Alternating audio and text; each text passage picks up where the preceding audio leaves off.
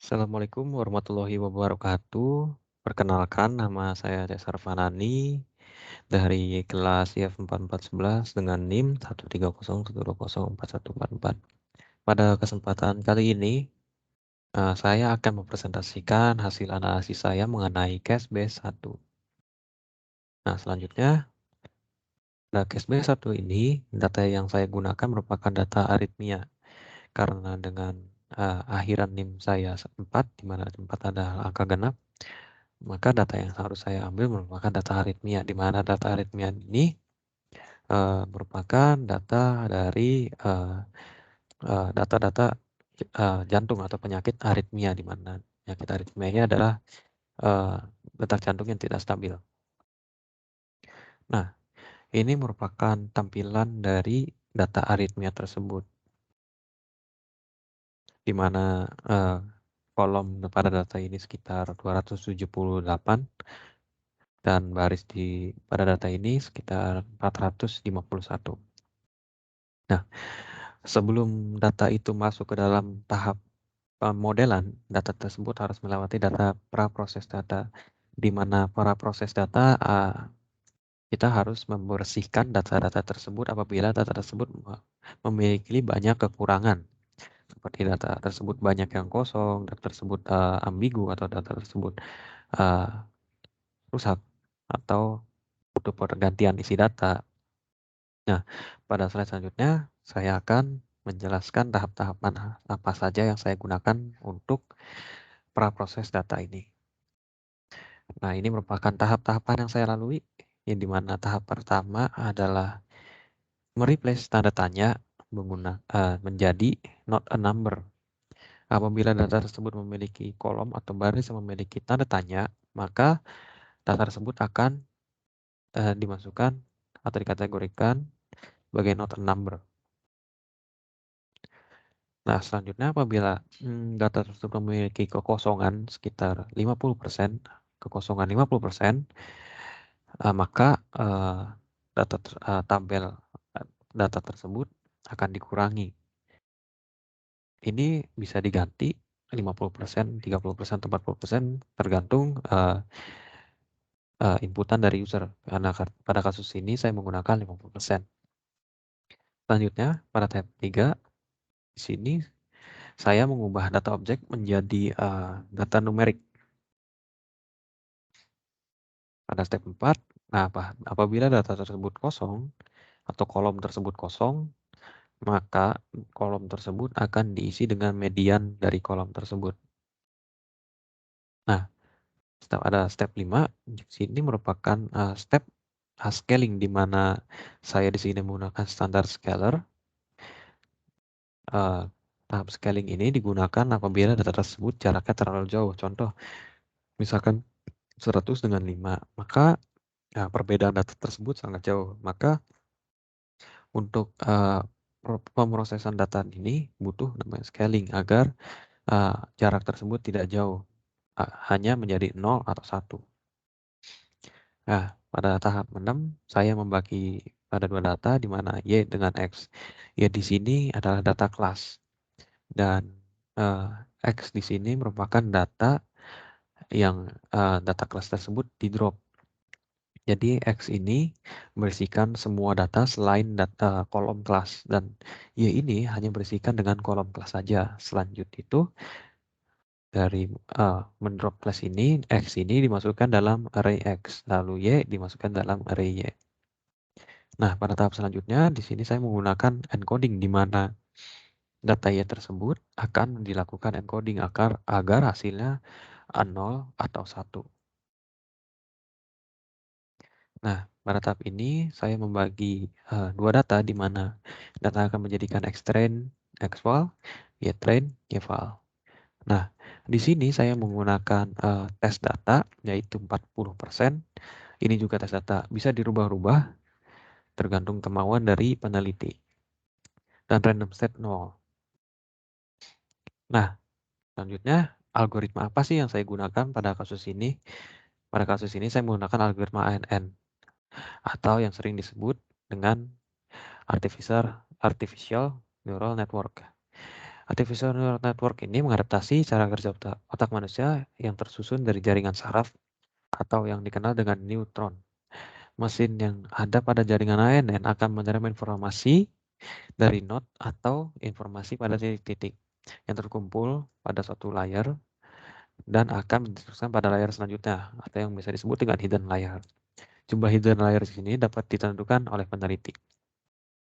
Nah, ini merupakan tadi yang disebut dengan neutron dengan hidden layer. Pada tahap pemodelan ini, di mana neutron ini saya menggunakan 8 not dan input dim ini merupakan panjang dari baris data dari kolom tersebut, dari kolom data ini, dan activation ini merupakan garis-garis yang terjadi pada ANN itu atau kayak saling berhubungan. Saya menggunakan relu untuk yang tahap pertama dan yang kedua, ketiga, keempat ini merupakan hidden layer, di mana hidden layer ini saya menggunakan sebanyak 512 not dengan aktivasi atau garis-garis tersebut menggunakan metode relu.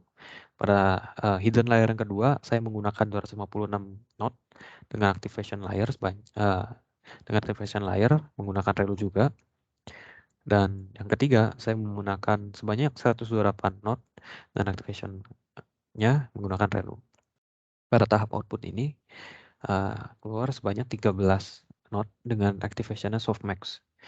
Pada tahap selanjutnya, di sini adalah compiling data. Ada model compile. Di sini saya menggunakan model compile-nya itu categorical loss cross entropy. Sebenarnya pada loss ini banyak metodenya, salah satunya binary cross entropy. Namun karena data tersebut memiliki kelas yang banyak, tidak nol hanya satu saja, maka saya memilih menggunakan categorical cross entropy. Dikarenakan menggunakan binary cross entropy, hasil loss-nya sangat tinggi. Terus selanjutnya di sini ada optimizer Adam, di mana Adam ini merupakan optimizer yang sangat stabil atau yang sangat mainstream, banyak digunakan orang dan merupakan yang terbaik. Sementara optimizer di sini juga ada banyak, contohnya seperti SGD.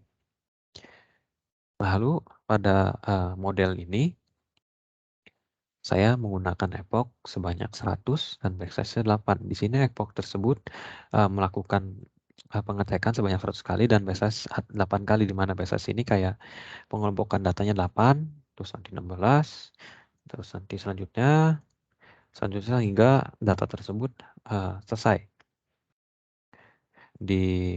diulangi. Selanjutnya saya akan pindah ke implementasinya.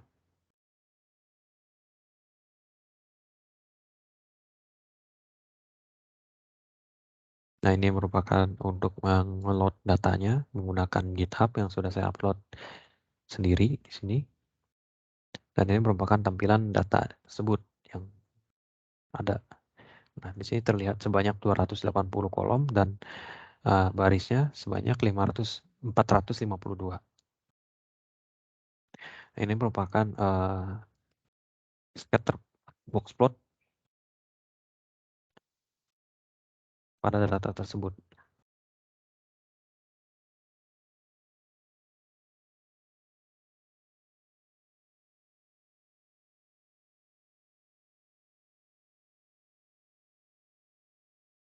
Nah, ini bisa terlihat bahwa karena kolom yang sangat banyak, data box plot ini tidak terlihat rapih atau sangat berantakan dan banyak sekali pencilannya. Nah, pada tahap ini merupakan kayak yang tahap pra-processing data tersebut. Nah, setelah pra-processing data yang dikurangi merupakan salah satu kolom yang ada pada data tersebut hingga menjadi 279. Nah, pada tahap ini merupakan pemisahan data. Terlihat bahwa di sini adalah data si class-nya. Ini merupakan data dari si dataset tersebut. Ini merupakan pemindahan atau encoder, di mana data tersebut menjadi 0 atau 1 saja. Nah, ini merupakan pembagian data. Nah, selanjutnya Ini pada tahap, oh ya, Mbak Denang.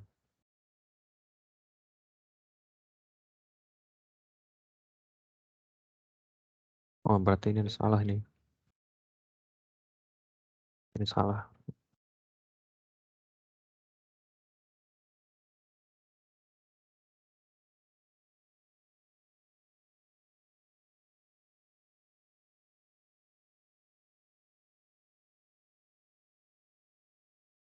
Sepertinya saya kelewat satu step. Coba diulangin semua.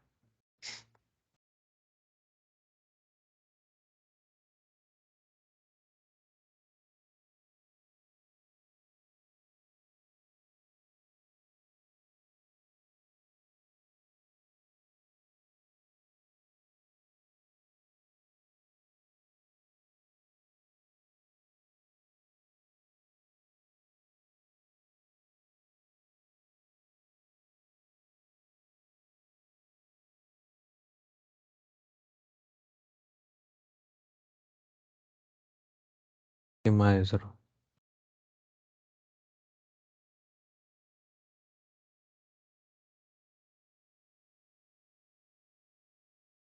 Nah, ini berjalan sekarang.